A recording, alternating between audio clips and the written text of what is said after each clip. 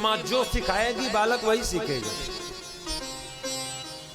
मैं हमेशा ये निवेदन करता हूं कि बच्चों को सिर्फ इतना मत सिखाओ कि बेटा इतना पढ़ ले कि 15, 25, 50 हजार 1 लाख की कहीं जॉब करने लग जाए, तेरी शादी हो जाए, तो बस भरण पोषण की रीति मत सिखाइए। उन्हें सदाचार के मार्ग से प्रवृत्त करें। हमारा धर्म क्या है, संस्कृति क्या है, शास्त्र क्या है, आपके बुजुर्ग क्या है, मंदिर जाना क्यों जरूरी है, पूजा पाठ करना क्यों जरूरी है। मात पिता बालक ही बुलावे, उदर भरण सोई धर्म सिखावे। केवल ये कलयुग का जो विशेष लक्षण हो चुका और उसी का परिणाम है कि मान ही मात पिता नहीं देवा, साधु सन करवा वही सेवा। बहुत ज्यादा पढ़ा लिखा करके डॉक्टर इंजीनियर बना दिया तो वृद्धाश्रम में जगह आपको ही मिलनी है। मेरी बात में अगर कोई बुराई हो तो मुझे बताए। मैंने कभी नहीं देखा किसी मजदूर की मां किसी वृद्धाश्रम में पड़ी हो। मैंने कभी नहीं देखा कि किसी रिक्शा वाले की मां वृद्धाश्रम में पड़ी हो।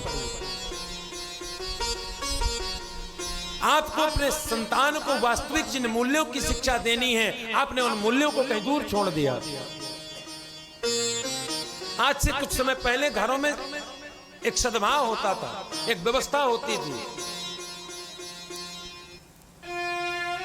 तब इतनी तो कथाएं भी नहीं होती, इतने सत्संग भी नहीं होते, इतने शिविर भी नहीं लगते थे, लेकिन फिर भी तब का व्यक्ति सत्कर्मी होता। क्यों? क्योंकि तब हर घर में कथा और हर घर में नित्य सत्संग होते। शाम को भोजन करने बैठे तब भी संवाद होता।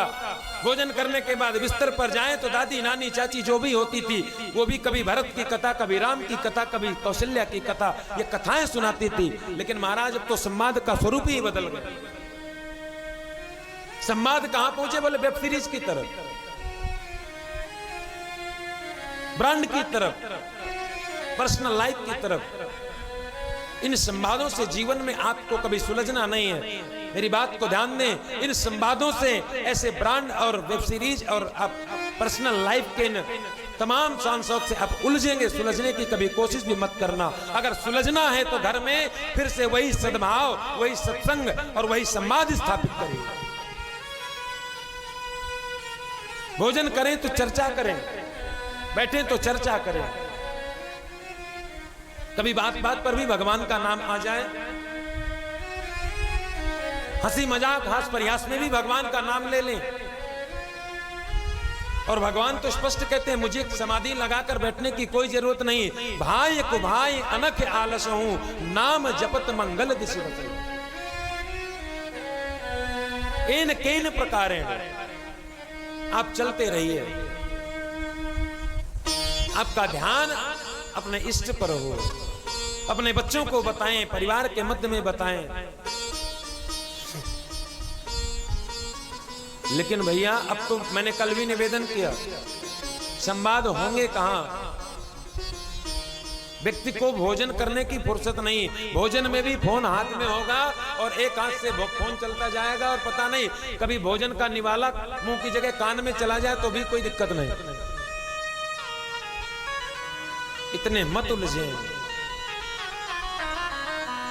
अपने आप को अपने परिवार के लिए रखें, अपने लिए रखें।